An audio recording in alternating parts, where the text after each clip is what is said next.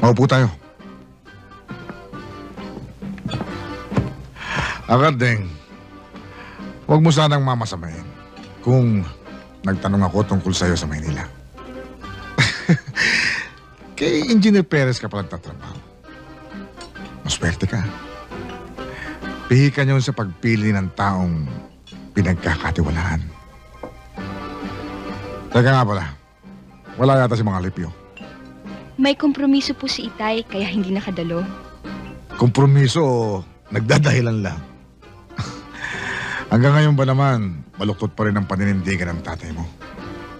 Sa pagkakataong ito, dapat magtulong-tulong tayong lahat. Politika lang yan eh.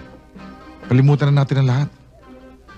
At dyan din ang dahilan, Gardeng, kung bakit inimbitahan kita. Dahil matigas din ang ulo